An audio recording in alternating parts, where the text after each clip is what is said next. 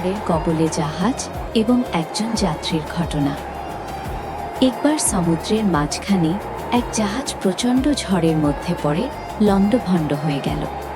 সেই প্রচণ্ড ঝড়ের মধ্যে জাহাজের বেঁচে যাওয়া এক যাত্রী ভাসতে ভাসতে এক নির্জন দ্বীপে এসে পৌঁছাল। জ্ঞান ফেরার পর প্রথমেই আল্লাহর কাছে প্রাণ খুলে ধন্যবাদ জানালো তার জীবন বাঁচানোর জন্যে। প্রতিদিন সে দ্বীপের তীরে এসে বসে থাকত যদি কোনো জাহাজ সেদিকে দিয়ে আসে কিনা সেই আশায়, কিন্তু প্রতিদিনই তাকে হতাশ হয়ে ফিরে আসতে হতো। এরই মধ্যে সে সমুদ্র তীরে তার জন্য একটা ছোট্ট ঘর তৈরি করে ফেলল। সমুদ্রের মাছ শিকার করে এবং বন থেকে ফলমূল আহরণ করে সে বেঁচে থাকতে লাগল। এরই মধ্যে সে একদিন খাবারের খোঁজে বনের মধ্যে গেল।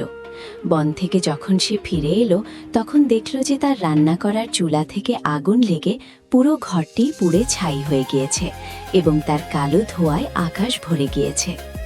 লোকটি বলে উঠল, হায় আল্লাহ, তুমি আমার ভাগ্যে এটাও রেখেছিলে। পরদিন সকালে এক জাহাজের আওয়াজে তার ঘুম ভাঙল। জাহাজটি সেই দ্বীপের দিকে তাকে উদ্ধার করার জন্যই আসছিল। সে অবাক হয়ে বলল, তোমরা কিভাবে জানলে যে আমি এখানে আটকা পড়ে আছি?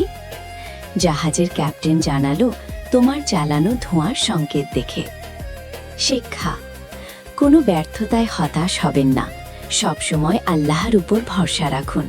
আল্লাহ যা কিছু করেন তার সৃষ্টির ভালো কিছুর জন্যই করেন। আসুন আমরা সবাই আল্লাহর শুকরিয়া আদায় করি। আমিন।